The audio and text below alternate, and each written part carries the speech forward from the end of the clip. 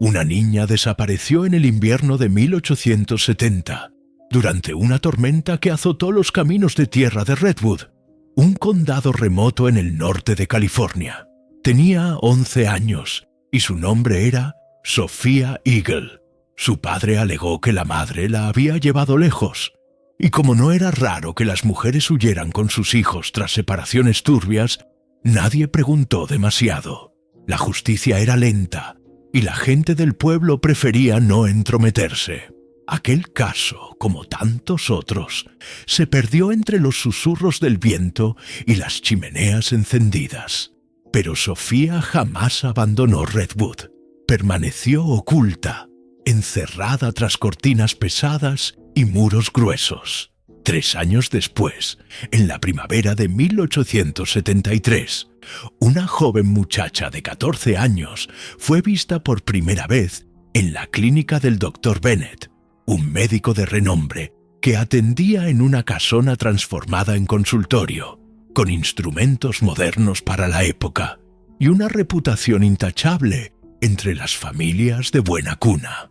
La muchacha llegó acompañada de un hombre robusto, con sombrero ancho y chaleco de cuero, que dijo ser su padre.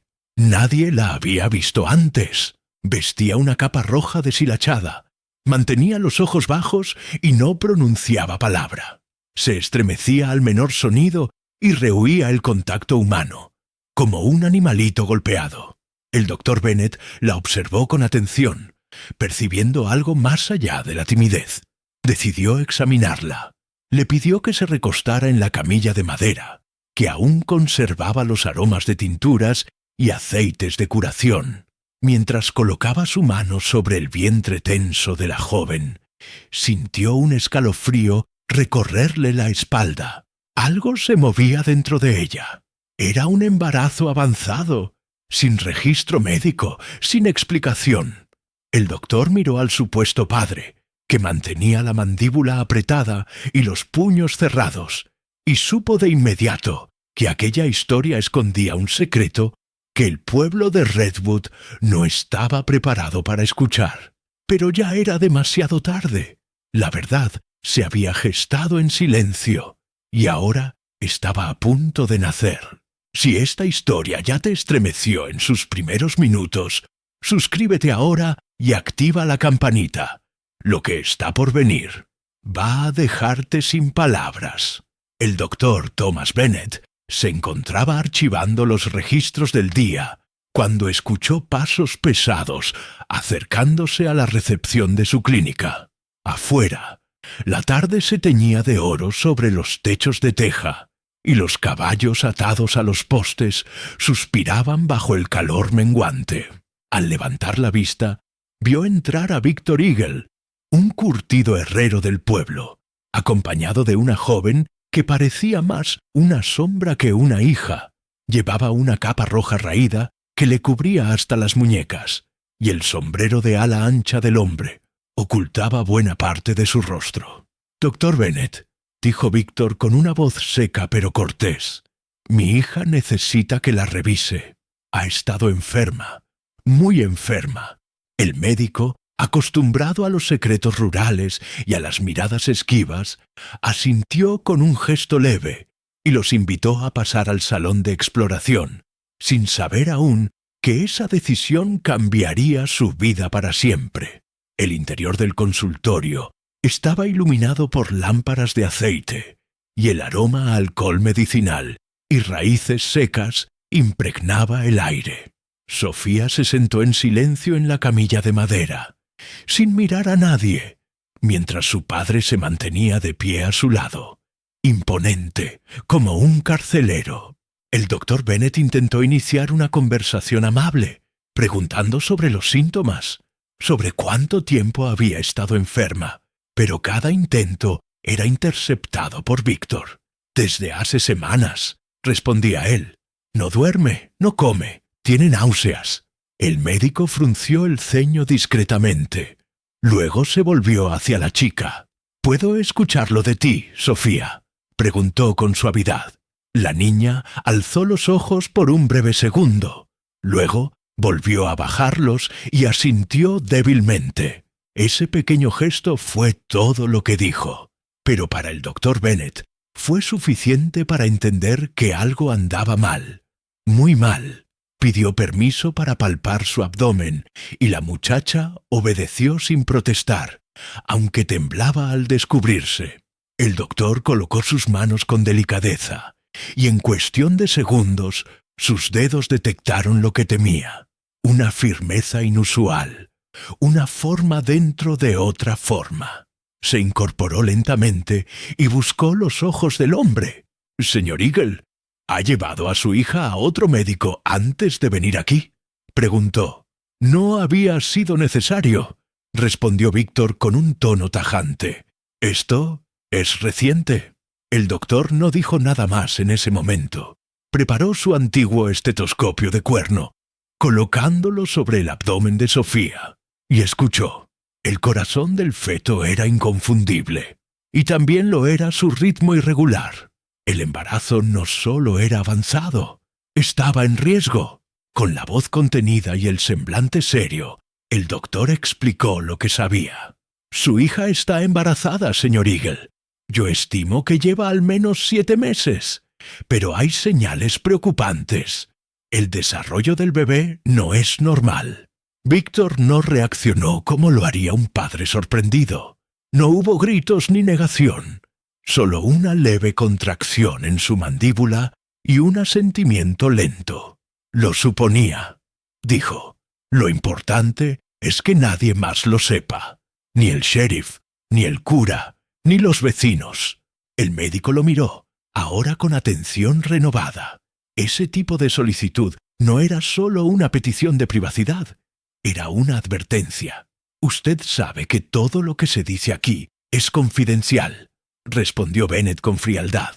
«Pero también sé cuando algo necesita ir más allá de estas paredes». Después de una breve pausa, el doctor se giró hacia Sofía. «Necesito que vayas al hospital del condado. Este lugar no tiene lo necesario para atenderte correctamente. Tu bebé tiene el corazón débil y no está creciendo como debería. Podría nacer demasiado pronto». Víctor se cruzó de brazos. «Está demasiado débil para viajar ahora. Mañana será. Cada hora cuenta», insistió Bennet. «No es algo que deba esperar». Pero el herrero solo alzó una ceja y tomó la mano de su hija, obligándola a levantarse con cuidado. «Mañana, doctor. Gracias por su atención». Y sin esperar respuesta, la llevó hacia la puerta con la misma fuerza con la que uno arrastra una bolsa de harina. Esa noche, mientras apagaba las lámparas y revisaba por última vez su escritorio, el doctor Bennet sintió una inquietud clavarse en su pecho como una astilla. Había algo en esa niña que no podía quitarse de la mente. No solo el embarazo, sino el silencio absoluto. Decidió salir a caminar hasta su casa, a solo unas pocas calles de la clínica, y mientras pasaba frente a la herrería cerrada de los Eagle, vio que había luz dentro de la casa. La ventana del ático tenía una vela encendida, y por un momento creyó ver una silueta detrás del vidrio. No se detuvo. No podía, pero su mente no le dio paz durante toda la noche. Al llegar a casa, fue directo a su escritorio. Abrió el cuaderno de registros y escribió con detalle todo lo que había observado. El vientre tenso, los latidos irregulares, el comportamiento del padre. A un lado, anotó en letras más pequeñas: «La joven parece tener miedo. No habla, no confía. Algo no está bien». Luego cerró el cuaderno y se sirvió un trago de brandy. Las voces del día seguían rondando su cabeza, pero una en particular le perforaba el alma. La de Sofía, silenciosa, escondida, desesperada. ¿Y si no solo estaba enferma? ¿Y si estaba pidiendo ayuda? ¿Sin palabras? A la mañana siguiente, el doctor Bennet se despertó temprano. Apenas el sol asomaba sobre las colinas de Redwood. No podía quedarse de brazos cruzados. Se vistió con rapidez, tomó su maletín y caminó hacia la casa de los Eagle. Golpeó con fuerza la puerta. Nadie respondió. Golpeó una vez más, y entonces la puerta se abrió lentamente. No fue Víctor quien la abrió. Fue Sofía. Tenía los ojos hinchados y el rostro pálido. «Doctor», susurró, sin abrir mucho la boca. «¿Estás bien?», preguntó él. Ella no respondió, pero deslizó un pequeño sobre hacia él, como quien entrega una carta sellada por el destino. Bennet lo tomó sin abrirlo, y en ese momento la voz grave de Víctor retumbó desde adentro. «¿Con quién hablas, Sofía?». La niña retrocedió. «Con nadie, papá. Ya cierro». Y lo hizo. El doctor dio unos pasos hacia atrás, sintiendo el papel temblar entre sus manos. Esperó a estar a una distancia segura para abrirlo. Dentro había 3 dibujos mal hechos, a lápiz. Un hombre, una niña y un bebé. En cada uno, el hombre tenía un sombrero, y la niña siempre lloraba. No era una carta, era una confesión muda, una historia enterrada en grafito y miedo. Y en ese instante, el doctor Bennet supo que no podía quedarse en silencio. Esa niña no solo necesitaba atención médica, necesitaba ser rescatada. El doctor Bennet regresó a su casa con el sobre en el bolsillo interior de su abrigo. Cerró la puerta tras de sí con firmeza, encendió la lámpara de queroseno sobre su escritorio y colocó los dibujos frente a él. Cada trazo tembloroso, cada lágrima dibujada, hablaban más fuerte que cualquier palabra. Su corazón latía con fuerza, como si adivinara que aquella noche no terminaría en calma. Se sentó, tomó su pluma y comenzó a redactar una carta dirigida al alguacil del condado. La carta explicaba con cautela sus sospechas, sin mencionar nombres, pero sugiriendo la posibilidad de un crimen oculto. La firmó, la selló con cera y la dejó sobre la repisa junto a la puerta. Si algo le ocurría, esa carta debía ser entregada. Luego se recostó en el sofá con la pistola cargada bajo el cojín, porque esa noche dormir era imposible. A la mañana siguiente, mientras los primeros rayos del sol acariciaban los campos de trigo y las chimeneas del pueblo comenzaban a humear, el doctor Bennet montó su caballo y cabalgó hacia el convento de Santa María Magdalena. Sabía que allí vivía Sor Catalina, una monja que en su juventud había trabajado como comadrona y que tenía acceso al hospital del condado. Le explicó la situación sin dar nombres, pero dejó claro que una joven estaba en grave peligro y que necesitaban preparar una cama en la sala de maternidad. Sor Catalina lo miró fijamente, comprendiendo que había algo mucho más oscuro detrás de esa urgencia. «Dios nos guíe», murmuró ella, y prometió estar lista para cuando llegara la paciente. Con eso, Bennet volvió al pueblo, pero no pasó por su clínica. Fue directo a la casa de los Eagle. Esta vez no tocó la puerta. Caminó por el costado de la vivienda hasta el pequeño cobertizo que daba al patio trasero. Estaba cerrado con una tranca simple. Con una navaja, forzó la cerradura y entró. No tardó en descubrir un compartimiento debajo del suelo, una trampilla cubierta con una alfombra sucia. La abrió, descendió con una linterna y encontró una habitación pequeña, húmeda, con paredes de tierra apisonada. Allí había una colchoneta, mantas sucias, un balde y, lo más perturbador, una caja metálica con fotografías dobladas, dibujos y recortes de periódicos con fechas marcadas. El olor a encierro era sofocante. Era una celda, un escondite, o tal vez una cárcel. Tomó algunas de las pruebas, las guardó en su maletín y salió antes de que alguien pudiera verlo. Esa tarde, al regresar a la clínica, encontró a María, su asistente, organizando frascos y vendajes. Le explicó con franqueza lo que había visto. María palideció, pero asintió sin dudar. «Necesitamos sacar a esa niña de esa casa, doctor, lo antes posible». El plan era simple y arriesgado.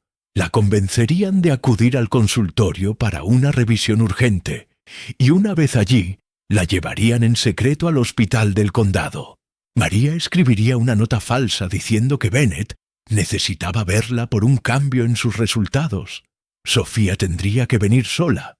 Si el padre insistía en acompañarla, inventarían una emergencia. El tiempo apremiaba, las condiciones del bebé, la debilidad de la madre. Todo era una bomba a punto de estallar. Y el peligro no solo era físico, era el hombre que dormía bajo el mismo techo que ella. Al día siguiente, la nota fue entregada por un mensajero del mercado. Decía: «El doctor necesita verla de inmediato. Asunto urgente. Por favor, preséntese en la clínica a la hora sexta». Bennet esperó en su consultorio, mirando el reloj de péndulo una y otra vez. A las 6 en punto, la puerta se abrió. Y entró Víctor, solo. «Ella no se siente bien», dijo. Me pidió que viniera en su lugar para explicarlo. El doctor mantuvo la calma. «No puedo tratar síntomas por intermediarios. Necesito verla a ella, examinarla. Su estado es delicado». Víctor lo miró con recelo, luego asintió con resignación. «Está bien, la traeré mañana, a primera hora». Salió, dejando tras de sí un silencio tenso, pesado. Bennet apretó los dientes. Sabía que no podía esperar otro día. Tenía que actuar esa misma noche. Esa noche, mientras la mayoría del pueblo dormía y el canto de los grillos llenaba el aire húmedo de primavera, Bennet se vistió de negro, montó su caballo y volvió a la casa de los Eagle. Esta vez no llevaba solo su maletín, también su revólver. María lo esperaba a pocas cuadras, con una carreta lista para transportar a Sofía directamente al convento. Bennet se acercó sigilosamente por detrás, bordeando el jardín trasero. La ventana del ático estaba abierta. Usó una rama como apoyo, trepó con dificultad y logró subir al tejado. Desde allí entró sin hacer ruido. La casa estaba en silencio. Escuchó pasos. Bajó con cuidado por una vieja escalera de madera y llegó al corredor. La puerta de una habitación estaba entreabierta. Dentro vio a Sofía sentada en una silla, mirando por la ventana, su rostro iluminado por la luna. La llamó en voz baja. Ella giró la cabeza con lentitud.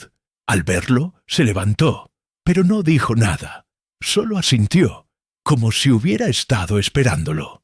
Bennet avanzó, tomó su mano y la guió hacia la puerta.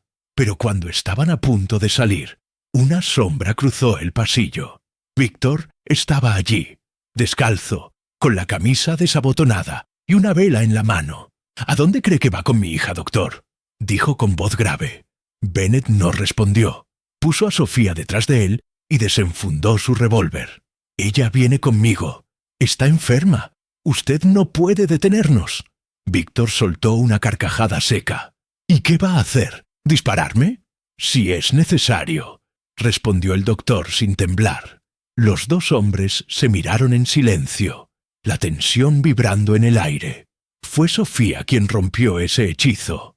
«Papá, por favor, no me hagas volver a ese cuarto». La frase lo descolocó.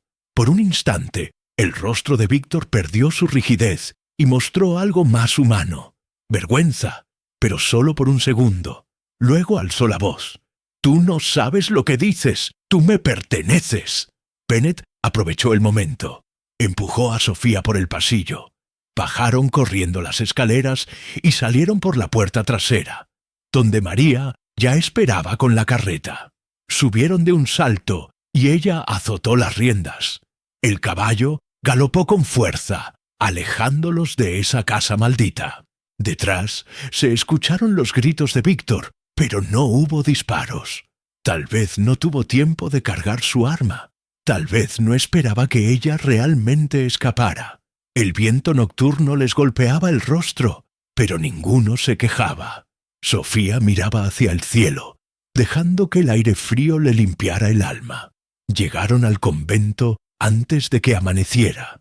Sor Catalina los recibió con las manos temblorosas y los condujo al hospital anexo. Allí, el doctor Bennet explicó todo: el embarazo, las señales de abuso, la desnutrición. Las monjas se pusieron manos a la obra, preparando la sala, calentando agua, midiendo sus signos vitales. Sofía fue acostada en una cama limpia, con sábanas blancas y una almohada suave. Por primera vez en años, nadie la tocó sin su permiso. Nadie la mandó callar. Nadie la encerró.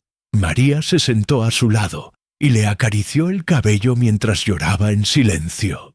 El doctor Bennet salió al patio, encendió un cigarro con manos temblorosas y miró al cielo. La batalla apenas comenzaba, pero al menos, esa noche, habían ganado el primer asalto. La madrugada era espesa y silenciosa sobre los muros de piedra del convento. Dentro, el hospital improvisado bullía en susurros y pasos apresurados. Una monja encendía velas, otra hervía agua en una gran olla de cobre, mientras Sor Catalina sostenía la mano de Sofía, quien yacía sobre la cama, aún con la capa roja arrugada sobre el pecho. Su respiración era débil, pero estable. El doctor Bennet, aún con el abrigo cubierto de polvo del camino, entregó las muestras de evidencia a la priora del convento y le pidió un momento de privacidad en su escritorio. Allí, bajo la tenue luz de una lámpara de aceite, escribió una segunda carta. Esta vez no era una advertencia, era una denuncia formal dirigida al juez del distrito, con los nombres completos, fechas y los detalles del abuso. Lo firmó con tinta negra, dobló el documento y lo selló con cera roja. Mientras tanto, Sofía fue bañada con agua tibia y vestida con una bata de lino blanco. Las monjas notaron de inmediato las marcas en su cuerpo, cicatrices antiguas en la espalda, moretones recientes en los muslos y señales claras de maltrato prolongado. «Dios mío», murmuró Sor Catalina, conteniendo las lágrimas. «Esa criatura ha vivido en el infierno». Una de las hermanas, joven y sin mucha experiencia en partos, le preguntó al doctor Bennet si el bebé podría sobrevivir. Él no mintió. «No lo sé. El corazón es débil, pero ella tiene una voluntad que pocos tienen». Sofía, a pesar del cansancio, giró la cabeza y escuchó esas palabras. Por primera vez en mucho tiempo, sintió que alguien creía en ella, no como una prisionera, ni una carga, sino como una niña valiente que había sobrevivido a lo inimaginable. Al salir al patio, el doctor entregó la denuncia a un mensajero del convento, un joven aprendiz llamado Elías. «Llévala al despacho del juez Molina. Entregásela en mano. Dile que es urgente y no aceptes que nadie más la lea». Y Elías asintió con solemnidad y montó su caballo antes de que el sol tocara el campanario. Bennet regresó a la sala donde Sofía descansaba. María estaba sentada junto a ella, recitándole pasajes suaves de los salmos para tranquilizarla. «¿Sabes qué día es hoy?», preguntó Bennet con una leve sonrisa. «Es el primer día del resto de tu vida». Sofía abrió los ojos apenas y susurró: «¿El bebé está vivo?». El doctor le tomó la mano. «Sí, está vivo, pero necesita que tú luches por los dos». Y ella, con un hilo de voz, respondió: «No quiero que le pase lo mismo. A nadie más. Nunca más». Horas después, mientras el convento comenzaba su rutina matinal, se escuchó el sonido de cascos llegando al portón principal. Eran 2 carruajes oscuros, escoltados por caballos del alguacil. El juez Molina había leído la carta y no perdió tiempo. Viajó con 2 hombres de ley, el sargento Román y el joven oficial Javier, ambos conocidos por su firmeza en los casos más delicados. El doctor Bennet los recibió en la entrada del convento, con el rostro tenso pero decidido. Les explicó todo lo que había encontrado: el cuarto secreto bajo el cobertizo, las fotografías, los dibujos de la niña y el intento de fuga. El juez asintió con el ceño fruncido. «Hemos tenido sospechas sobre ese hombre desde hace años, pero nunca pruebas. Hasta ahora». De inmediato, ordenó que se preparara un equipo para arrestar a Víctor Eagle esa misma noche. Dentro del hospital, Sor Catalina le informaba a Sofía que los hombres de la ley habían venido por ella. ¿Me llevarán?, preguntó con miedo. No, mi niña, respondió la monja, acariciándole la frente. Vinieron a detenerlo a él. Esta vez nadie te va a encerrar. Sofía cerró los ojos con alivio, pero una parte de ella seguía temblando. Él siempre encuentra la forma, murmuró. Incluso cuando duerme, yo sé que me observa. María la abrazó sin decir nada, dejando que el calor de su cuerpo intentara reparar, aunque fuera un poco, los años de hielo que la niña había vivido. Afuera, el juez firmaba la orden de detención y autorizaba una inspección completa de la propiedad de los Eagle. Si encontraban lo que el doctor describía, no habría escapatoria posible para aquel hombre. Al anochecer, el operativo se puso en marcha. 4 hombres a caballo, junto con el alguacil, rodearon la propiedad de Víctor. La herrería estaba cerrada, pero había humo saliendo de la chimenea de la casa. El sargento Román llamó a la puerta con la culata de su fusil. Nadie respondió. Llamó una segunda vez. Silencio. Entonces, con una orden clara, derribaron la puerta. La casa estaba vacía, las camas intactas, los platos servidos en la mesa, como si alguien hubiera salido deprisa. El juez maldijo por lo bajo. Nos vio venir, pero no se irían con las manos vacías. Bajaron al sótano y allí encontraron la habitación oculta, las fotografías, las mantas, el baúl con los dibujos. Todo estaba como el doctor Bennet lo había descrito. No era un rumor, era una verdad putrefacta que había vivido oculta por años. Volvieron al convento al amanecer. El juez entró al hospital y se acercó al doctor Bennet con el rostro sombrío. Tenía razón. Todo está ahí. El cuarto, las fotos. Incluso encontramos ropas de bebé sin usar y cartas sin enviar, escritas por ella. Sofía escuchaba desde la puerta entreabierta. Su cuerpo temblaba, pero no de miedo, de rabia. ¿Y él?, preguntó con la voz apenas audible. ¿Lo atraparon? El sargento negó con la cabeza. Se fue antes, pero ya enviamos órdenes de búsqueda a todos los pueblos cercanos. Tarde o temprano, caerá. Sor Catalina tomó la mano de Sofía. Vendrá el día en que no tendrás que mirar por encima del hombro. Ese día está más cerca de lo que piensas, hija. Sofía cerró los ojos. Ya no era la niña en la silla del rincón. Era otra, una que sabía lo que valía su vida. El doctor Bennet dedicó los días siguientes a cuidar personalmente a Sofía. Supervisó su alimentación, los niveles de hierro, el desarrollo del feto y sus emociones. Ella ya no despertaba llorando, ya no apretaba los puños cuando alguien tocaba la puerta. Incluso comenzó a escribir en una libreta pequeña que María le regaló. No cartas ni quejas, sino historias. Pequeñas invenciones donde niñas se salvaban, donde los monstruos eran vencidos. El doctor leía una por una, sin corregir nada. Aquí no hay errores, Sofía. Solo verdades disfrazadas de cuentos. Y ella sonreía, porque aunque su mundo se había derrumbado, había sobrevivido para reconstruirlo palabra por palabra. Mientras tanto, en los pasillos del juzgado del condado, el nombre de Víctor Eagle comenzaba a circular como una advertencia, como una herida expuesta que debía cerrarse, con justicia. La noticia de que Víctor Eagle estaba siendo buscado por la justicia corrió por el condado como una mancha de tinta en papel húmedo. En cada cantina, herrería y estación de tren colgaron carteles con su rostro dibujado a carbón, mandíbula cuadrada, ojos duros y una cicatriz apenas visible sobre la ceja izquierda. Se busca por delitos contra una menor, decía el texto. Algunos lo recordaban como un hombre reservado, trabajador. Otros, más antiguos, murmuraban que siempre hubo algo raro en él, pero que nadie se atrevía a decir nada. Las autoridades enviaron telegramas a condados vecinos y vigilaron los caminos, los puertos y las estaciones. Pero durante semanas no hubo rastro, como si la tierra misma se lo hubiera tragado. Mientras tanto, en el convento de Santa María Magdalena, Sofía comenzaba a florecer.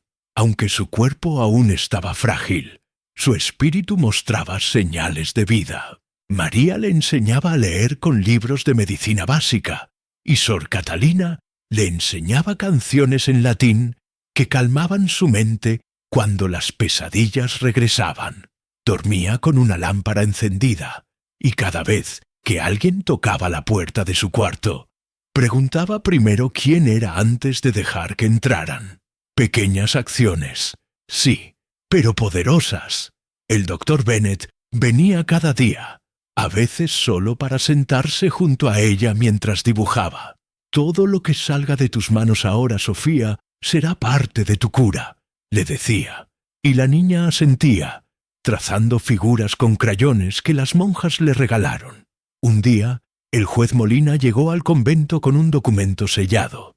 Era una orden de protección oficial. Sofía pasaría bajo la custodia del convento hasta que su madre, si aparecía y demostraba ser apta, pudiera reclamarla.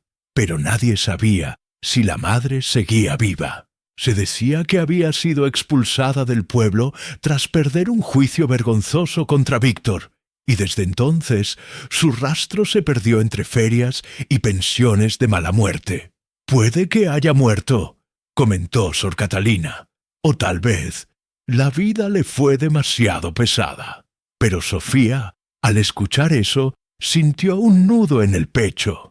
Por más que odiara lo que le había pasado, una parte de ella todavía soñaba con volver a ver a su madre, aunque fuera solo una vez, aunque no dijeran palabra alguna. Con el paso de las semanas, las patadas del bebé se hicieron más frecuentes. Al principio, Sofía se estremecía cada vez que lo sentía, como si fuera un recordatorio cruel de todo lo vivido. Pero el doctor Bennet la ayudó a reconectar con su cuerpo, a no odiarlo, a entender que ese niño o niña que crecía en su vientre no tenía culpa de nada. Nació en medio del horror, sí, pero también puede ser una semilla de esperanza. Le enseñó a respirar, a escuchar el ritmo de su corazón y del bebé, a reconocer los sonidos como señales de vida, no de miedo. Y un día, al tocarse el vientre, Sofía susurró: «Te voy a cuidar. Nadie te va a encerrar. No serás como yo». El doctor escuchó desde la puerta, en silencio, con los ojos húmedos. Sin embargo, el tiempo no se detuvo, y con él llegó la noticia que muchos temían. Una mujer fue encontrada desmayada en las afueras de Redwood, con una carta en el bolsillo que decía: «Busco a mi hija, Sofía Eagle». El alguacil fue quien la encontró y la llevó al convento, sin aviso previo. Cuando Sor Catalina abrió la puerta y vio a esa mujer de rostro agotado y ojos perdidos, algo en su interior le dijo que era ella, la madre. Se llamaba Clara Jensen, y después de pasar días sin comer ni dormir, apenas podía mantenerse en pie. Al ver a Sofía por primera vez, cayó de rodillas y soltó un llanto tan profundo que nadie en el convento pudo contener sus propias lágrimas. La niña no corrió a abrazarla, pero tampoco retrocedió. Solo la miró, y después de un largo silencio, dijo: «¿Dónde estuviste?». Clara explicó entre sollozos que había sido expulsada del pueblo, acusada de abandono, y que durante años fue perseguida por la culpa. Trabajó en cocinas, en lavanderías, en circos ambulantes, pero siempre guardó una foto de su hija en el bolsillo. «Nunca te dejé de buscar», dijo, con voz rota. «Solo nadie me creía». El juez Molina fue informado y abrió una audiencia para decidir si Clara podía recuperar la custodia. El doctor Bennet fue citado como testigo principal, y aunque tenía reservas, también veía en los ojos de Clara el mismo dolor que había visto en los de Sofía. «Quizás las dos están rotas», pensó, «pero juntas podrían empezar a sanar». La audiencia se celebró en una pequeña sala del juzgado del condado, con bancos de madera y un retrato de Lincoln colgado sobre el estrado. El juez escuchó con atención los testimonios. Clara no intentó justificarse. Solo pidió una oportunidad para estar cerca de su hija. Sofía fue llamada a hablar, y todos contuvieron el aliento cuando se levantó y caminó hacia el estrado con paso lento, pero firme. «No sé si la quiero aún», dijo, mirando al juez, «pero quiero conocerla, porque si ella no estuvo, tampoco nadie más estuvo, y quiero que mi hija tenga una abuela, o al menos una historia diferente a la mía». La sala quedó en silencio. El juez asintió, conmovido, y falló a favor de una custodia compartida bajo supervisión del convento. Al salir del juzgado, Sofía tomó la mano de su madre por primera vez. No hubo abrazos ni lágrimas, solo un apretón firme, sincero. Esa noche, el doctor Bennet volvió al convento y observó a ambas mujeres compartir una sopa caliente en el refectorio. No hablaban mucho, pero tampoco evitaban mirarse. Era un comienzo. El médico volvió a casa con el corazón lleno de preguntas y una esperanza que no había sentido en años. Pero su descanso sería breve. Al llegar a su porche, encontró un sobre bajo la puerta. Al abrirlo, solo había una nota con una frase escrita a mano. «No puedes esconderla para siempre». No había firma, pero el pulso torcido y la mancha de tabaco en el papel eran inconfundibles. Víctor estaba vivo y los estaba observando. Se desejar posso seguir como a parte 5, começando como a investigação em busca de Víctor, a tensão crescente e o plano de proteção para Sofia. Deseja que eu continue? Você disse, pode seguir para a parte 5.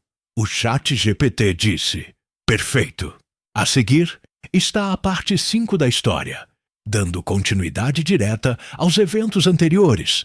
A nota ameaçadora deixada por Victor, o aumento da tensão e as medidas urgentes para proteger Sofia e o bebê.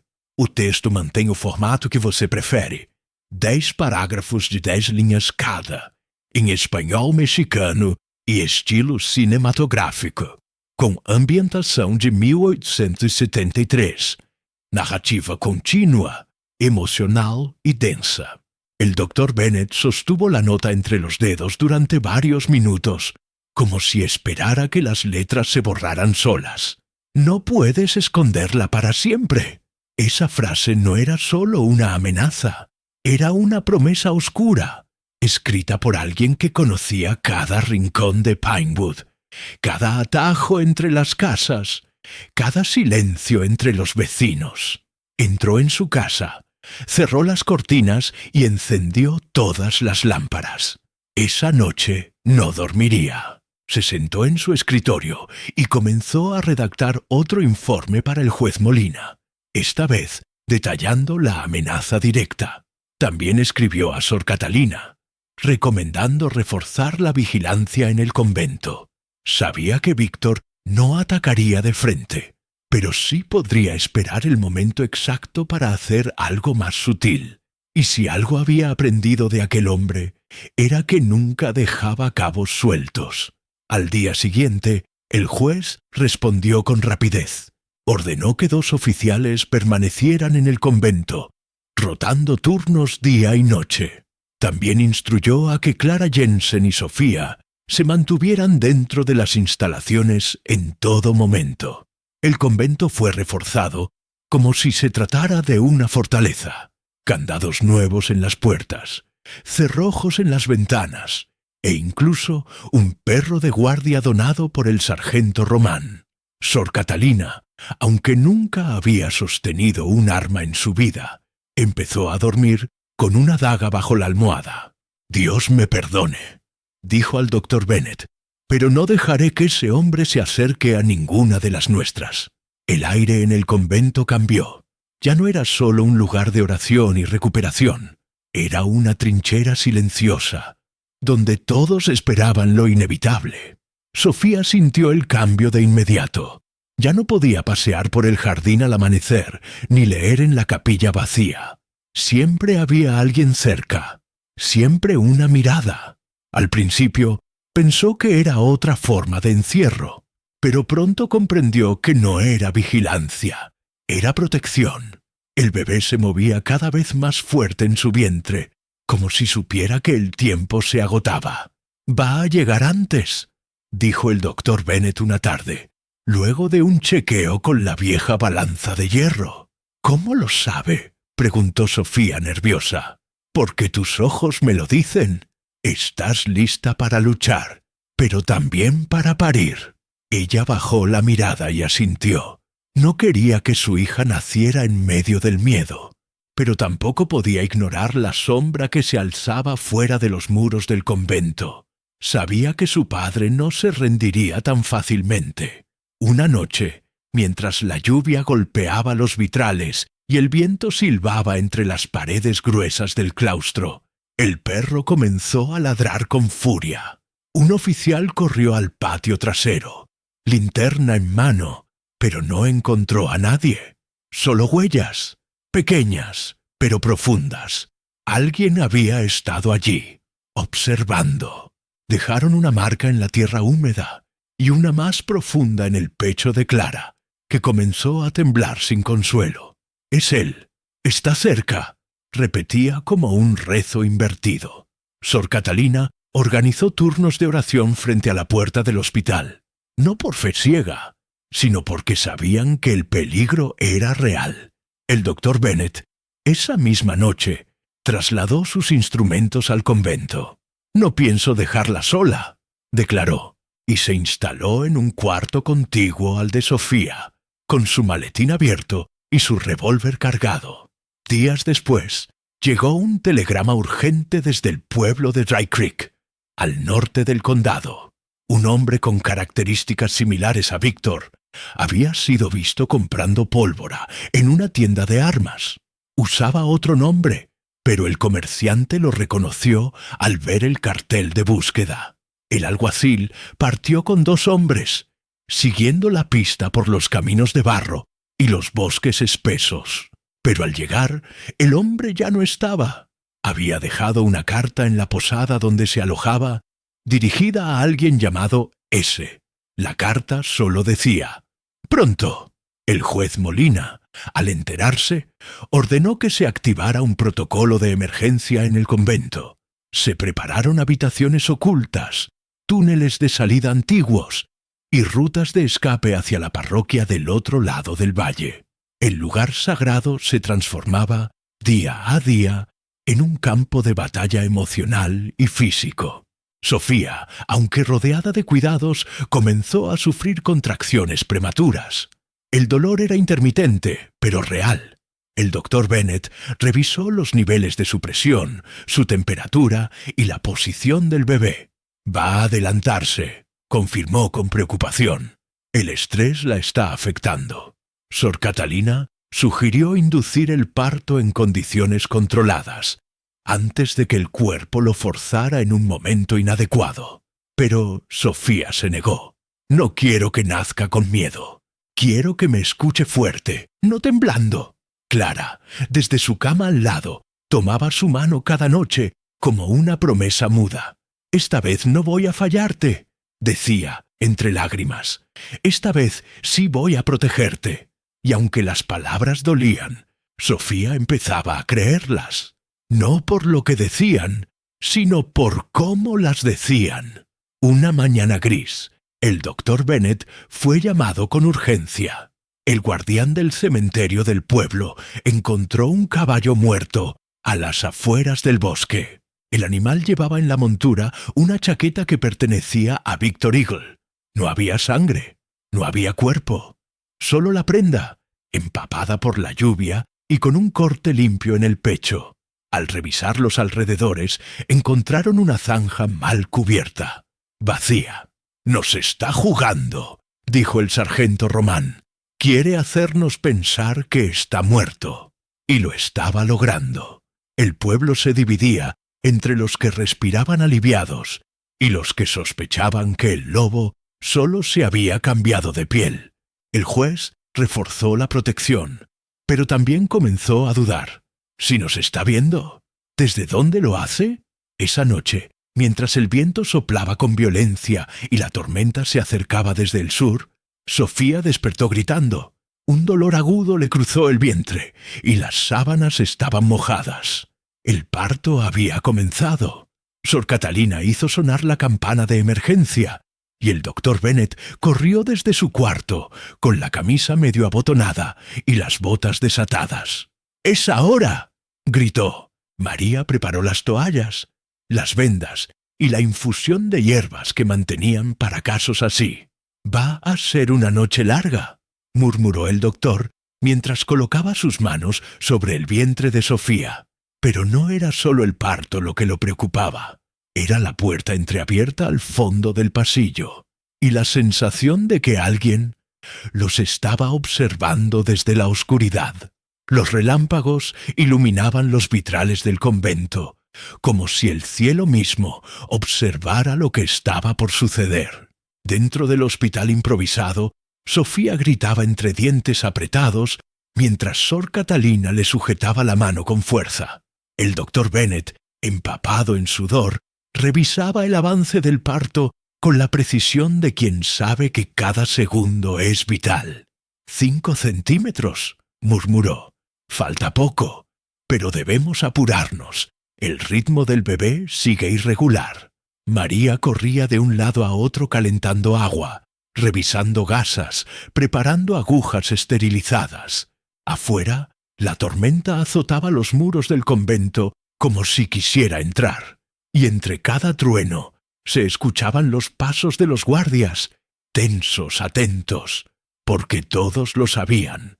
No era solo una noche de parto, era una noche de acecho. Clara estaba arrodillada junto a la cama de su hija, susurrando oraciones entre lágrimas. «Resiste, mi niña, resiste por ella». Sofía no hablaba, solo respiraba con fuerza, empujando cuando el doctor lo indicaba, con una valentía que no parecía de una niña de 14 años. El dolor era insoportable, pero no había quejas, solo fuego en sus ojos. Afuera, el perro comenzó a ladrar otra vez. Un grito ahogado se escuchó en el corredor. El oficial de guardia corrió hasta la entrada y encontró una ventana rota en el ala norte. Las velas se apagaban una por una con el viento. «Alguien está adentro», dijo al sargento Román, que desenvainó su espada sin decir palabra. Las monjas fueron reunidas en la capilla y el convento sellado por dentro. La casa de Dios se convertía en un campo de guerra. El doctor Bennet no se detuvo. «O nos enfocamos en la vida, o seremos tragados por la muerte». Sofía gritó una vez más, con tanta fuerza que el eco rebotó en los pasillos de piedra. «La cabeza ya está aquí», anunció Bennet. «Un último esfuerzo, Sofía, uno más». Y entonces, con un alarido desgarrador, la niña empujó. Un minuto después, el llanto del bebé rompió el silencio del hospital. Todos se congelaron. Era un llanto débil, sí, pero era vida. Una niña. Clara cayó de rodillas, llorando como si su alma se hubiera liberado. Sor Catalina recibió al bebé con manos temblorosas y la colocó sobre el pecho de Sofía. «Está viva», murmuró el doctor. «Está viva, Sofía. Y tú también». La niña la miró por primera vez. Pequeña, roja, vulnerable. Y entonces sonrió. Pero la paz no duró. Uno de los oficiales entró corriendo. «El ala norte ha sido forzada. Hay rastros de barro. Creemos que está aquí». El doctor Bennet se puso de pie de inmediato. «Selen esta sala. Nadie entra ni sale». Clara tomó a la bebé entre sus brazos y se refugió detrás del biombo, mientras María se apostaba con un cuchillo en la mano, dispuesta a matar si era necesario. Sofía estaba exhausta, pero sus ojos no se cerraban. «No dejes que la toque», murmuró. «Si me pasa algo, protéganla».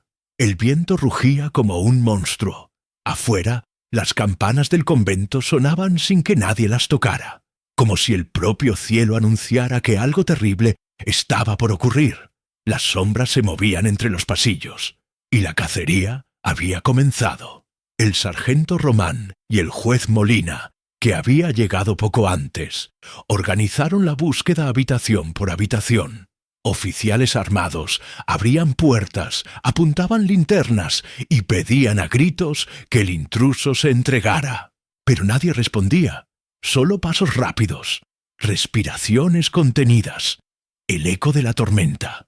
El doctor Bennet, incapaz de quedarse esperando, se armó con su revólver y salió al pasillo. Sor Catalina intentó detenerlo, pero él solo dijo: «Ella es mi paciente, mi responsabilidad». Caminó en silencio, con los sentidos agudos como nunca. Al pasar por la antigua biblioteca del convento, escuchó un crujido. Entró, y allí, entre estanterías polvorientas, vio una figura, alta, encapuchada, con la chaqueta que había desaparecido semanas atrás. Víctor. Los dos hombres se miraron por un segundo que pareció eterno. Luego, sin aviso, Víctor sacó un cuchillo y se lanzó hacia el médico. Bennet esquivó por poco y disparó, pero la bala dio contra la pared. Se enfrascaron en un forcejeo brutal, entre estanterías que caían, libros que volaban, y el rugido de la tormenta que entraba por las ventanas rotas. «¡Te la robaste!», gritaba Víctor. «¡Es mía! ¡Ella y la niña!». Bennet respondió con un golpe en el rostro que lo hizo retroceder. «No son tuyas. Nunca lo fueron». Justo cuando Víctor se preparaba para atacar otra vez, el sargento Román entró por la espalda y lo golpeó con la culata del fusil. Cayó al suelo con un gemido, sangrando por la nariz y las cejas. El juez llegó segundos después. «¡Vivo!», ordenó. «Lo necesitamos vivo». Víctor fue encadenado, amordazado y llevado al establo exterior, convertido en celda temporal. Los oficiales tomaron sus pertenencias y descubrieron una lista escrita a mano con nombres, lugares y fechas. Víctimas. Un patrón. Víctor no solo era un abusador, era un depredador en movimiento. El juez lo miró con asco. «Te vas a pudrir en una celda, y si hay justicia divina, no saldrás de ella con vida». Dentro del hospital, el llanto del bebé había cesado. Dormía plácida sobre el pecho de su madre, mientras Sofía, aún débil, la acariciaba con dedos temblorosos. «La llamaremos Esperanza», susurró. Clara asintió. «Porque eso fue lo que me devolviste». El doctor Bennet, cubierto de sangre seca y con el brazo vendado, se dejó caer en una silla, exhausto, pero con el alma en paz. Los días siguientes fueron de calma forzada. Víctor fue trasladado a la cárcel del condado bajo máxima vigilancia. Sofía se recuperaba lentamente, alimentándose mejor, durmiendo más, sonriendo con timidez cuando le hablaban de su hija. El juez Molina emitió una orden de custodia definitiva a favor de Clara Jensen, bajo condición de vigilancia médica y acompañamiento psicológico. Sor Catalina abrazó a ambas antes de partir. No sé si Dios quiso esto, pero sí sé que no las abandonó. El convento volvió a su ritmo, aunque las heridas aún latían bajo los muros. El doctor Bennet visitaba cada tarde, y en una de esas visitas, Sofía le preguntó: «¿Por qué no te fuiste como los demás?». Él la miró, con los ojos húmedos. «Porque tú no pudiste, y alguien tenía que quedarse». Una tarde de otoño, semanas después, una carreta partió rumbo al sur. Dentro iban Clara, Sofía y la pequeña Esperanza.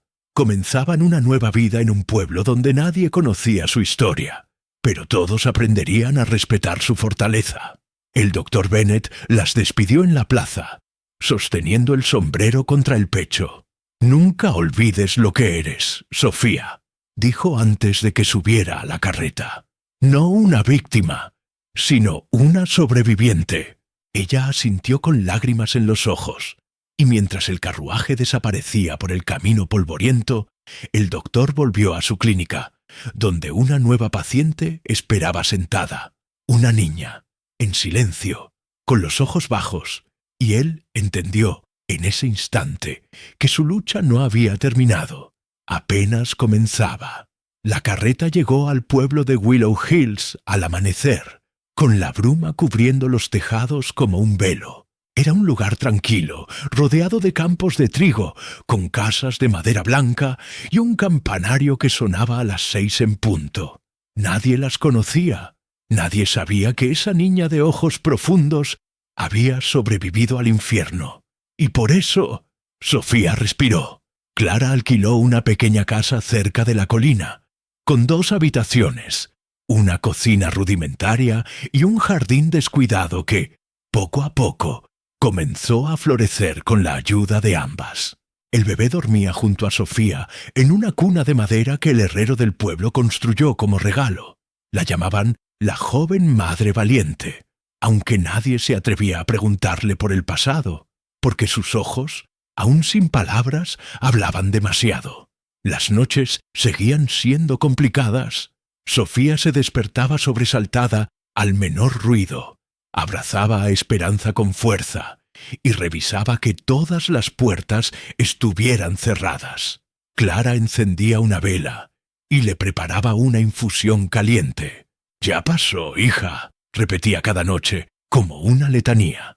Y aunque Sofía asentía, algo dentro de ella no podía soltar del todo el miedo. A veces, al mirarse al espejo, no reconocía su reflejo. No por su rostro, sino por la fuerza que comenzaba a notar en sí misma. Iba al mercado, cargaba leña, cocinaba, reía, aunque poco, cantaba, muy bajo. La gente del pueblo la observaba con respeto. Nadie la juzgaba. Y eso era una forma de amor que ella no conocía. El tipo de amor que no exige explicaciones ni perdón. Un día, mientras recogía manzanas en el mercado, una mujer le ofreció trabajo en la escuela local. «Solo necesitamos que laves los pizarrones y acomodes los libros», dijo la maestra. Sofía dudó, pero aceptó. Clara cuidaría de Esperanza mientras ella trabajaba por primera vez. Ese primer día se sintió fuera de lugar. Los niños la miraban con curiosidad, algunos con timidez. Pero uno, en especial, se le acercó y le dijo: «Mi mamá también tuvo un bebé joven. ¿Eres valiente?» Sofía sintió un nudo en la garganta. No respondió. Solo acarició su cabeza y siguió limpiando. Esa tarde, al volver a casa, abrazó a Esperanza más fuerte que nunca. «Vamos a estar bien», le susurró. «Lo prometo». Y aunque aún no lo creía del todo, empezaba a desearlo. Mientras tanto, en Pinewood, el juicio contra Víctor Eagle se acercaba. El juez Molina reunió pruebas, testigos y testimonios antiguos que por años fueron silenciados. Mujeres adultas comenzaron a presentarse, algunas con marcas, otras con solo recuerdos dolorosos. «Yo también viví en esa casa», dijeron 2 de ellas, «y me hicieron callar». El pueblo, una vez ciego, ahora exigía justicia. Pero Víctor no hablaba. Se sentaba en su celda con una sonrisa torcida, murmurando palabras que nadie entendía. «Ellas me pertenecen», repetía. El alguacil ordenó vigilancia constante, pues se temía que intentara quitarse la vida antes del juicio. Pero el juez fue claro. «Ese hombre va a escuchar cada palabra del veredicto y va a mirar a los ojos de cada alma que destruyó». El doctor Bennett preparó su testimonio con cuidado. Guardaba cada carta, cada foto, cada registro médico de Sofía. Estaba listo para enfrentar la corte, pero también sabía que ese juicio no era solo por ella, era por todas. El día que partió rumbo a Willow Hills para invitar a Sofía como testigo clave, lo hizo con el corazón en la garganta. La encontró sentada bajo un árbol, con su hija dormida en los brazos. Al verla, sonrió por primera vez en meses. «Sabía que vendrías», dijo, «y sabía que me ibas a pedir algo difícil». El doctor asintió. «Pero no tienes que decir sí, solo tienes que escucharme». Hablaron por horas, sobre el juicio, sobre el impacto de su voz, y sobre el derecho que tenía a negarse. Pero cuando él terminó, Sofía respondió sin dudar: «Voy a ir, no por él, sino por ella, porque quiero que un día sepa que su madre no se escondió». La sala del tribunal se llenó de gente. El día del juicio era esperado por todo el condado. Víctor Eagle fue escoltado por 2 hombres armados. Tenía las muñecas esposadas y el rostro pálido. Cuando vio a Sofía entrar por la puerta principal, algo en su expresión se rompió. Por primera vez, bajó la mirada. Ella caminó con paso lento, firme, con un vestido sencillo y el cabello recogido. No temblaba, no lloraba, solo respiraba. Subió al estrado, se sentó y miró al jurado. «Me llamo Sofía Eagle», comenzó, «y quiero contarles lo que nadie quiso oír durante años». Y lo hizo. Habló, con voz temblorosa al principio, luego más fuerte. Habló del cuarto oscuro, del encierro, de las amenazas, de los dibujos, del silencio y de esperanza. «No vine a pedir pena, vine a decir la verdad». El testimonio de Sofía conmovió hasta al juez. Clara lloraba en la última fila. El doctor Bennett apretaba los puños. El jurado tomó su decisión en menos de 2 horas. Víctor Eagle fue declarado culpable de múltiples cargos, incluyendo abuso, privación de libertad, corrupción de menores y tentativa de homicidio.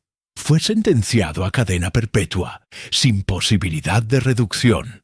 Al escuchar la sentencia, no gritó. Solo dijo una palabra: «mentira». Pero nadie lo escuchó, porque todos aplaudían, no por justicia, sino por valentía, la de una niña que se negó a ser destruida, y que habló, aun cuando nadie le enseñó cómo hacerlo. Al salir del tribunal, el sol golpeó el rostro de Sofía con una calidez que hacía mucho no sentía. «Está hecho», dijo. «Está hecho». Los días siguientes fueron extrañamente tranquilos, como si el mundo se estuviera acomodando otra vez en su sitio. Sofía volvió a Willow Hills con Clara y su hija. El pueblo la recibió con flores y cartas. Algunas mujeres la abrazaron sin decir palabra, porque entendían, porque habían pasado por cosas que jamás contaron. El doctor Bennett regresó a Pinewood, pero mantenía correspondencia semanal con Sofía. Le enviaba libros, recetas médicas y cartas largas con reflexiones sobre la vida. En una de esas cartas escribió: «No sé si fui tu doctor, o tú fuiste la mía». Ella leyó esa línea muchas veces, y por primera vez se permitió llorar sin miedo, no por dolor, sino por alivio, porque ya no era solo sobreviviente. Ahora era una madre, una voz, una historia que valía la pena contar. El otoño cubrió Willow Hills con hojas doradas y un aroma dulce de manzanas cocidas. Sofía pasaba las mañanas en la escuela, ayudando a los niños con la lectura, y las tardes en casa, cuidando de Esperanza mientras Clara tejía en el porche. La tranquilidad era nueva para ella, pero no por eso menos poderosa. Aprendió a disfrutar del silencio, a confiar en el paso lento de los días y a valorar las pequeñas cosas. Un atardecer rosado, una carcajada de su hija, el primer paso descalzo sobre la tierra húmeda del jardín. A veces escribía en un cuaderno lo que sentía, aunque nadie lo leería. Otras veces cantaba bajito, canciones sin letra, solo para espantar los fantasmas que aún rondaban cuando el viento soplaba fuerte. Una tarde, mientras ayudaba a una niña a pronunciar la palabra coraje, sintió que alguien la observaba desde la entrada de la escuela. Levantó la vista y allí estaba, un joven de unos 30 años, con sombrero de ala ancha, ropas de viajero y una expresión que mezclaba respeto y curiosidad. No dijo nada, solo dejó una carta con la maestra y se marchó. Al abrirla, Sofía vio una caligrafía firme. «Estimada señorita Eagle, su historia cruzó ríos y montañas. No la conozco, pero la admiro. Me encantaría, si alguna vez lo desea, escucharla desde su voz. Firmado, Caleb Boone, periodista. Ella frunció el ceño. No sabía si confiar, pero algo en ese gesto, dejar la carta y marcharse, le pareció distinto. Sin invasión, sin presión, solo interés genuino. Esa noche, Clara leyó la carta en voz baja, mientras Esperanza dormía. «Tal vez no sea malo contar tu historia como tú quieras», sugirió, «y no como te obligaron». Sofía no respondió de inmediato. Pasaron días antes de que escribiera una respuesta, no para dar detalles, solo para aceptar el café que Caleb le ofrecía en la plaza del pueblo. Se vieron bajo el roble viejo, donde los niños jugaban sin saber que estaban siendo testigos de un momento que marcaría a Sofía para siempre. Él no llevaba libreta, ni pluma, solo una mirada suave y una taza de café caliente. «No quiero tu dolor», dijo, «solo tu verdad, y si no quieres decir nada, podemos solo caminar». Y caminaron, durante 1 hora, en silencio, pero ese silencio también curaba. Caleb regresó cada semana, a veces para ayudar con reparaciones en la escuela, otras para leer cuentos a los niños. Nunca preguntaba por el pasado, y eso, para Sofía, era un regalo. Poco a poco, se acostumbró a verlo al final del pasillo, a escuchar su voz baja, a sentir que, por primera vez, un hombre se acercaba sin pedir, sin tocar, sin invadir. Clara lo observaba con ojos protectores al principio, pero luego empezó a sonreír cuando lo veía llegar con flores silvestres. «No se parece a ninguno», murmuró una tarde mientras lo veía jugar con Esperanza en el jardín. Sofía tampoco lo entendía del todo. Solo sabía que su presencia no le provocaba miedo. Y eso, para alguien como ella, ya era una forma de milagro. Un día, Caleb llevó un cuaderno nuevo, encuadernado en cuero. «Si un día decides escribir tu versión», dijo, «este espacio es tuyo». Sofía lo recibió con las manos temblorosas. No respondió, solo lo guardó en una caja bajo su cama. Esa noche no pudo dormir. Se sentó a la luz de la vela, lo abrió y escribió solo una frase. «Mi nombre es Sofía, y esta es la historia que me quisieron arrebatar». Las lágrimas caían sobre el papel, pero ella no se detenía. Escribió hasta que la vela se consumió, no por venganza, sino por libertad, como si cada palabra la soltara un poco más del peso que había llevado en los hombros por tantos años. Caleb nunca preguntó si había usado el cuaderno, solo siguió viniendo. En una feria local, mientras los niños corrían con manzanas acarameladas y las bandas tocaban música alegre, Sofía tomó la mano de Caleb por primera vez. No fue planeado, solo natural. Él la miró con una sorpresa dulce y no dijo nada, porque entendía que ese gesto era más fuerte que 1000 palabras. Clara, desde la distancia, sonrió con orgullo, y Esperanza, sentada en los hombros de su abuelo adoptivo, un anciano amable del pueblo, gritaba de felicidad. Era como si, por fin, la vida empezara a tejer una historia nueva, no sin cicatrices, pero con hilos firmes. Y Sofía sentía, por primera vez, que quizás sí merecía amor, que no todo lo que había vivido la definía, que podía reescribirse. La comunidad de Willow Hills propuso nombrar a Sofía como coordinadora de alfabetización del pueblo. Ella dudó. «No tengo educación formal», dijo, pero la respuesta fue unánime. «Tú sabes más que cualquiera de nosotros. Sabes sobrevivir, y enseñar eso también es leer el mundo». Aceptó con humildad. Comenzó a dar clases a mujeres mayores que nunca aprendieron a escribir sus nombres. Enseñaba con paciencia, con ternura, y cada letra que trazaban juntas era como plantar una semilla de dignidad. «No nacimos rotas», decía a menudo. «Solo nos hicieron creerlo». Esas palabras se esparcieron por el pueblo como un eco sanador. y su voz, que una vez fue silenciada, ahora se escuchaba incluso en los pasillos de la alcaldía. Pero el pasado nunca desaparece del todo. Un correo llegó al pueblo con una carta sellada del gobierno central. Victor Eagle había muerto en prisión. Un interno lo apuñaló durante una discusión. La carta ofrecía a Sofía la posibilidad de reclamar su cuerpo para entierro. Ella la leyó en silencio. Clara se estremeció. Caleb la observó con preocupación, pero Sofía solo dobló el papel y lo arrojó al fuego. Él no merece ni mis palabras, mucho menos mi piedad. Y con eso cerró el último capítulo de su historia con él. No necesitaba más juicios. Ya había ganado. No con armas, ni con odio, sino con vida. Con la vida que construía cada día junto a su hija. Y con cada paso que daba, lejos de las sombras.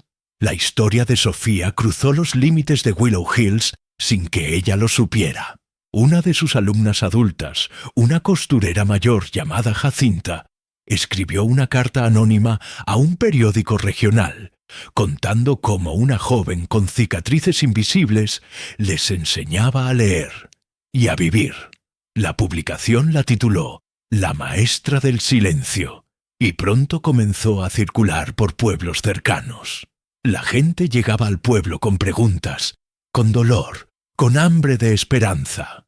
Algunas mujeres golpeaban la puerta de Sofía al atardecer, diciendo: «Leí tu historia. Yo también tengo algo que contar».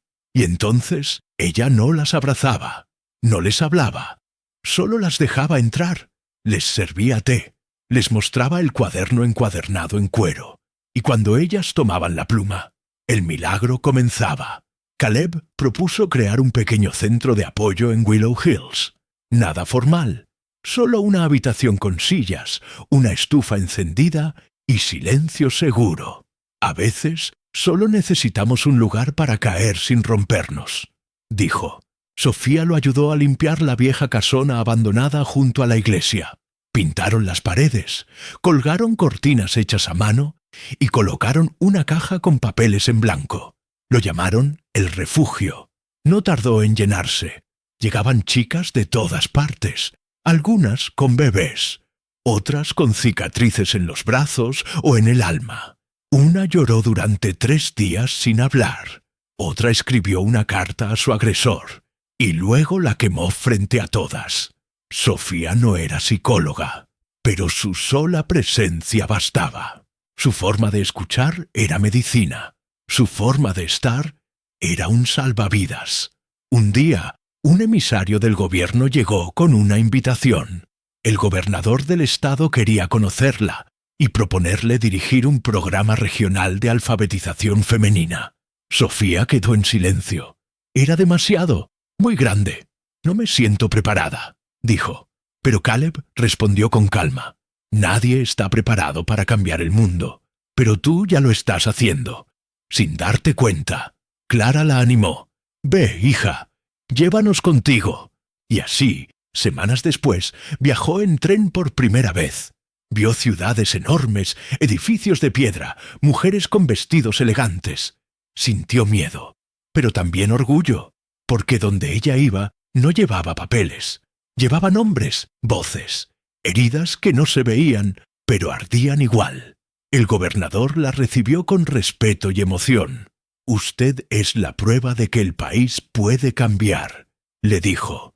«Queremos que sea parte de ese cambio». Durante una cena oficial, una mujer de rostro familiar se le acercó. «Yo estuve en ese convento hace muchos años, pero no hablé, no me atreví, hasta que te vi». Era una antigua monja, ahora enfermera en la capital. Sofía no la recordaba, pero la abrazó, porque en ese abrazo cerraban un círculo, porque en cada voz que despertaba, la suya se hacía más fuerte. Aceptó el cargo, con la condición de poder seguir viviendo en Willow Hills. No quería dejar su raíz, así que cada mes viajaba para capacitar a otras mujeres, para enseñarles a enseñar. «No quiero que me vean como heroína. decía en sus charlas. Quiero que se vean a sí mismas como capaces. Y entonces las salas se llenaban de aplausos, no por ella, sino por lo que despertaba. Sin embargo, con la luz también vino una nueva sombra. Un hombre apareció en Willow Hills, preguntando por Sofía. Decía ser primo de Víctor. Traía documentos legales. Reclamaba derechos sobre bienes abandonados y sugería que Sofía podría haber manipulado los hechos para beneficiarse. El pueblo se alteró. Algunos desconfiaron. Otros defendieron a Sofía con uñas y dientes. Caleb enfrentó al extraño frente a la iglesia, exigiendo respeto. El hombre se marchó, pero dejó una amenaza velada. La verdad tiene muchas caras, y la tuya no es la única. Sofía no lloró, no se quebró, solo se encerró esa noche con su cuaderno, y escribió por horas, no para defenderse, sino para recordarse quién era y de dónde venía. Días después, el juez Molina llegó inesperadamente al pueblo. Había oído rumores. «Nadie va a manchar tu nombre, niña», le dijo en privado. «Yo vi los expedientes, vi las heridas, vi tu valor. Si hay que hablar otra vez, lo haremos juntos». Y entonces, Sofía comprendió algo que no había entendido antes. No estaba sola, no como al principio. Tenía una red, una tribu, una comunidad. Y con eso no temía. Decidió convocar a una asamblea pública. Contó toda su historia, sin adornos, sin lágrimas, solo con verdad. Y al final sostuvo a Esperanza en brazos y dijo: «Esta niña es mi legado, y lo que me pasó no me define. Lo que hago con eso, sí». Nadie más volvió a dudar. Clara enfermó ese invierno. Una tos persistente la fue debilitando día a día. El médico dijo que era pulmonía y que debía quedarse en cama. Sofía cuidó de ella con devoción. Le leía cartas, le preparaba caldos, le cantaba bajito. Caleb construyó una estufa nueva y el pueblo mandaba flores y remedios. Una noche, Clara tomó la mano de Sofía y le dijo: «Ya no temo irme, porque sé que te dejo en buenas manos, y porque ahora sé que ya no huyes, ahora enfrentas». Sofía lloró en silencio, sabiendo que esa despedida era real, pero también entendiendo que era tiempo, que todo lo que su madre había sufrido había servido para que ella floreciera, y aunque dolía, había paz. El día que Clara falleció, el pueblo entero asistió a su entierro. No era solo una madre, era una mujer que había rescatado a otra del infierno. El ataúd fue llevado por mujeres del refugio, y sobre él colocaron letras grandes que decían: «Gracias, Clara». Sofía no habló ese día, solo caminó en silencio, con Esperanza de la mano. Pero al llegar a casa, colocó en el cuaderno una nueva hoja y escribió: «Hoy murió mi madre, pero dejó viva a muchas otras». Era verdad, y en su dolor había raíz. Esa noche se sentó bajo el roble, con su hija dormida en el regazo, y pensó en todo lo vivido, en el horror, en el amor, en las ruinas, y supo que, aunque quedaba una última página, ya no temía escribirla. Pasaron los años. Willow Hills cambió con el tiempo, pero el alma del pueblo seguía intacta. Las letras que Sofía enseñó florecieron en generaciones enteras. El refugio se convirtió en un centro regional de apoyo, dirigido por mujeres que alguna vez llegaron rotas, y ahora eran columnas vivas. Esperanza creció rodeada de amor, entre cuadernos, girasoles y cuentos inventados por su madre. Tenía los ojos de Víctor, sí, pero el corazón de Sofía. Nunca supo del todo su origen, solo que había nacido del dolor, pero criada en la verdad. Y eso era suficiente. Sofía envejeció sin buscar reconocimiento. Solo quería que su hija tuviera un mundo menos cruel. Y cada paso, cada palabra, cada historia que inspiró fue un ladrillo más en ese camino. Un día, Esperanza encontró el cuaderno de cuero bajo la cama. Ya tenía 13 años. Lo abrió con delicadeza y empezó a leer. Lágrimas cayeron sobre cada página, pero no eran de tristeza, eran de asombro, de entender de dónde venía. Corrió a abrazar a su madre con fuerza. «Eres la mujer más valiente del mundo», le dijo. Y Sofía, con la voz baja, respondió: «No, solo fui una niña que no se rindió». Ese día, Esperanza comenzó su propio diario, y juntas, cada tarde, escribían bajo el roble viejo. Caleb, ahora convertido en un pilar silencioso de la familia, las observaba desde la cocina. Había llegado sin pedir nada, y había ganado todo: el amor, la confianza, la historia que otros intentaron enterrar. El gobernador, ahora envejecido, propuso levantar una estatua en honor a Sofía. Ella rechazó. «No quiero mármol, quiero libros. Quiero que cada niña de este país aprenda a leer antes de aprender a tener miedo». Así se fundaron más de 20 escuelas rurales con su nombre, sin que ella jamás las pisara. Prefería caminar por su pueblo, con Esperanza del brazo, saludando a los nuevos rostros. Nunca dejó de recibir cartas, mujeres que decían: «Te vi, y por ti hablé». Hombres que decían: «Gracias por enseñarnos a escuchar». Su nombre cruzó estados, pero ella seguía siendo la maestra del silencio. Y eso era todo lo que necesitaba ser. Nada más, nada menos. En una ocasión recibió una visita inesperada. Una joven rubia, con acento extranjero, pidió hablar con ella en privado. «Soy hija de una de las mujeres que ayudaste.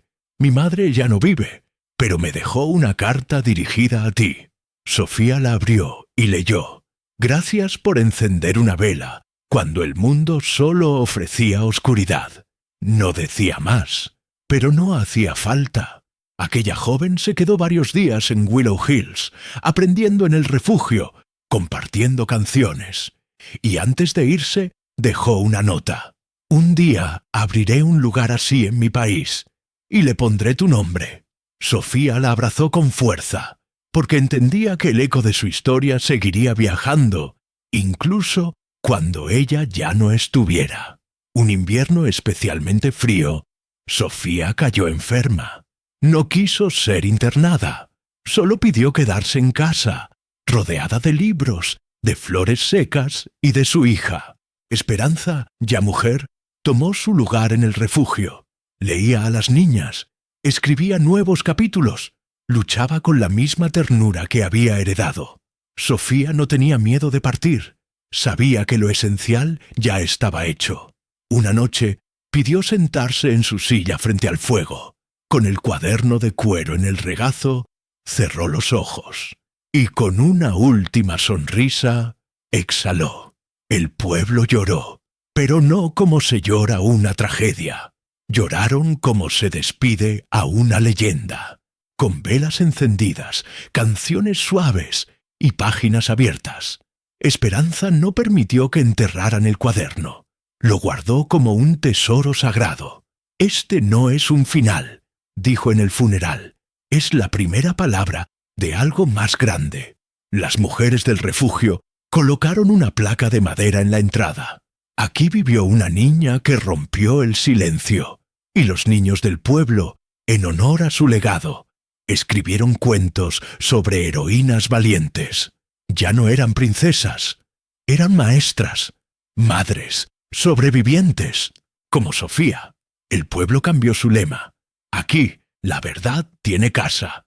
Y desde entonces, cada visitante sabía que estaba entrando a un lugar donde el miedo no manda, donde la verdad florece, donde Sofía aún vive.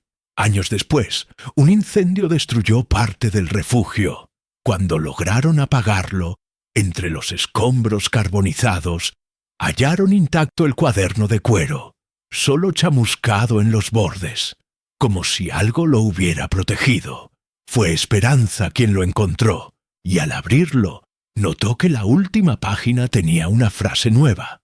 Nadie recordaba haberla escrito. Decía: «El fuego no destruye lo que arde en el alma».